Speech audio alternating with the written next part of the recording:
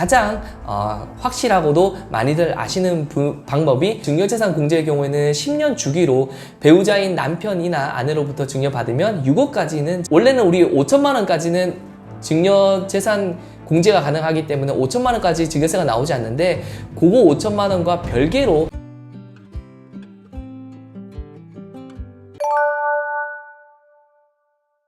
네, 부모 자녀 사이에 현금 증여 문제없이 하는 방법은 총 5가지로 정리할 수 있는데요. 우선 첫 번째로는 증여재산 공제 활용입니다. 그러니까 많은 분들이 잘 아시겠지만 증여재산 공제의 경우에는 10년 주기로 배우자인 남편이나 아내로부터 증여받으면 6억까지는 증여세가 나오지 않고요. 직계 존속인 부모님이나 조부모님으로부터 10년 주기로 증여받는다면 5천만 원까지 증여세가 나오지 않고요. 만약 미성년자가 직계 존속으로부터 증여세를 받는다면 2천만 원까지는 증여세가 나오지 않습니다. 가장 확실하고도 많이들 아시는 방법이 증여재산 공제 활용입니다. 두 번째로는 금전대여인데요. 보통은 부모 자식 간에 공짜로 돈을 주는 경우가 많은데 과세관청에서는 이걸 증여로 보다 보니까 이걸 회피하기 위해서 돈을 빌려주는 방식을 취하는 게 금전대여입니다. 근데 과세관청에서는 금전대여가 실제 대여의 형식을 취하려면 차용증을 작성해서 이자 지급하고 만기일에 돈을 지급해야지만 증여가 아닌 대여로 인정을 하는 입장인데요. 이건 일반적으로 우리가 부모 자식이 아닌 제3자한테 돈을 빌려준다면 당연히 이제 무이자로 빌려주지 않고 이자를 받아서 진행하는 경우가 대다수이고, 또 돈을 빌려주는데 이제 만기가 있을 거잖아요. 그렇기 때문에 과세관청에서는 부모 자식 간에도 타인한테 빌려주는 것과 통상적인 방법을 취해야지만 이를 증여가 아닌 대여로 인정을 해주겠다는 입장입니다. 자, 그리고 세 번째로는 재산담보 증여인데요. 예를 들어서 아들이 대출을 받아 집을 하나 사려고 하는데 이미 여러 채 집을 가지고 있는 아들 입장에서는 대출이 막혀서 이제 집을 살 수가 없었던 거죠. 그래서 아들은 아버지 명의의 집을 담보로 아들 명의로 이제 은행 대출을 받게 되는데요. 이걸 쉽게는 제3자 대출이라고 합니다. 여기서 중요한 건 아버지 명의의 집을 아버지 명의로 대출받는 게 아니라 아들 명의로 이제 대출을 받는 형태를 말하는데요.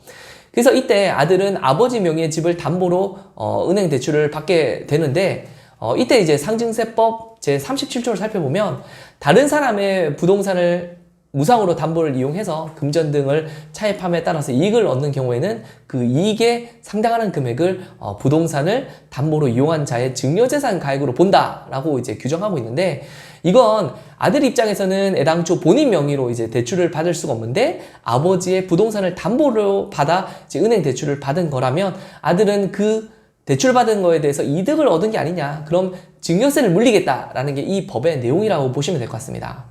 근데 해당 법의 뒤의 내용을 좀 더 살펴보면 그 이익에 상당하는 금액 전부를 증여세로 매기겠다는 게 아니라 1,000만 원에 미달하는 금액은 증여로 보지 않겠다고 하고 있는데, 구체적으로는 우리 세법상 이자율인 4.6%에서 은행 지급 이자율을 차감한 금액에다가 차입금을 곱한 금액이 1,000만 원에 미달하면 증여세를 매기지 않겠다는 거죠.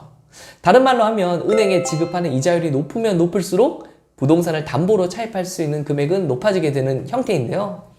예를 들어서 아들이 아버지 명의로 대출을 받을 때 은행에 3%의 이자를 지급한다고 하면 아들은 아버지 명의 부동산에다가 6.25억의 대출을 받을 수 있는데, 이게 어떻게 계산된 산식이냐고 한다면 세법상 이자율인 4.6%에서 은행 지급 이자율인 3%를 차감하고 거기에 차입금을 곱한 금액이 이제 1,000만 원에 미달하면 증여세가 나오지 않겠다는 건데, 그걸 역산해서 차입금을 계산하면 6.25억이 나옵니다. 다만 이건 대출금에 대한 이자는 아들이 부담하는 전제로 아버지 명의의 부동산을 아들 명의로 이제 빌리는 대출금에 대한 내용이지, 만약에 대출을 받았는데 이 대출금에 대한 이자를 아버지가 부담하게 된다면 이거는 또 다른 증여로 볼 수 있으니까 이 부분은 주의하시길 바랍니다.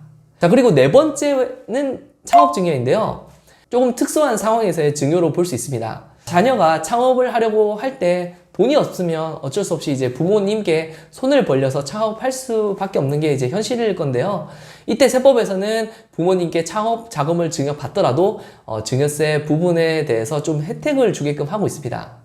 구체적으로는 18세 이상인 거주자가 중소기업을 창업할 목적으로 60세 이상의 부모 또는 증여 당시 아버지나 어머니가 사망한 경우에는 조부모를 포함해서 50억 원 또는 창업을 통해서 10명 이상을 신규로 고용한 경우에는 100억 원을 한도로 해서 창업 자금을 증여받은 경우에는 5억 원까지는 증여세를 내지 않고 5억 원을 초과하는 금액에 대해서는 10% 세율로 증여세를 과세합니다. 이러한 혜택이 되는 증여재산은 양도세 과세 대상인 토지나 건물 같은 것은 안 되고 현금성 자산인 현금과 예금 정도만 좀 가능하다는 것인데요. 이러한 창업자금 증여에 대해서는 두 가지 특징이 있습니다. 그 첫 번째는 창업자금 증여와 일반 증여는 별도로 이제 과세를 한다는 내용인데 무슨 말이냐면 예를 들어서 아버지가 아들에게 3년 전에 창업자금으로 10억을 주고 지금 이제 현금으로 4억을 추가로 이제 준다고 해보겠습니다. 3년 전에 창업 자금에 대해서는 10억에다 5억을 뺀 5억에서 10%의 증여세율을 곱해서 증여세를 부담했겠죠. 근데 이번에 4억을 줄 때는 우리 과거 10년 이내에 증여를 한 금액에 대해서는 다 합산해서 증여세를 물도록 하고 있잖아요.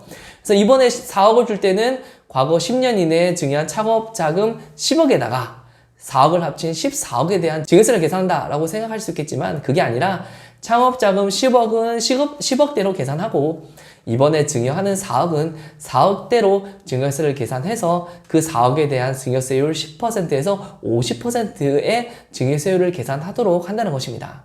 따라서 창업자금 증여세와 일반 증여는 별도로 계산을 한다고 생각하시면 될 것 같습니다. 두 번째 특징은 우리가 상속세 계산할 때는 사전에 증여한 재산의 경우에는 피상속인, 즉 돌아가신 분 같은 경우는 과거 10년 이내에 증여한 재산의 경우에는 상속세 계산할 때 증여재산에 포함하도록 하는 건 많은 분들이 알고 계실 텐데 창업자금 증여는 기간에 관계없이 상속재산에 포함을 시킨다는 것입니다. 그래서 예를 들어서 창업자금으로 아버지가 아들에게 15년 전에 10억을 증여했는데 아버지가 올해 돌아가셨다고 이제 가정을 해보겠습니다. 일반적으로는 과거 10년 이내에 상속인인 아들에게 증여한 10억은 상속재산 가액에 포함시키지 않습니다. 그런데 창업자금에 대한 증여재산 10억은 그 10년이 넘어가더라도 즉 그 기간에 관계없이 아버지 상속세 계산할 때 10억을 포함시켜서 계산하도록 하니 이 부분은 주의하시길 바라겠습니다. 자, 그리고 마지막 다섯 번째는 결혼 출산 증여인데요.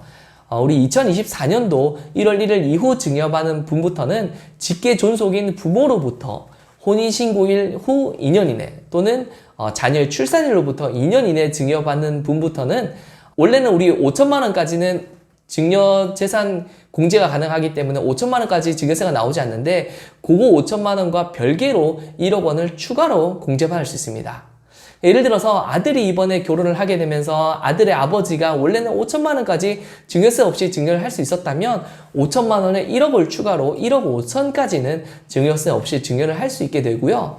며느리 아버지 또한 1억 5천까지 본인 딸에게 증여세 없이 증여를 할 수 있게 되어서 최대 3억까지 양가 집안으로부터 증여세 없이 증여를 할 수 있다고 보시면 될 것 같습니다. 근데 이 경우 주의할 점 세 가지가 있는데요.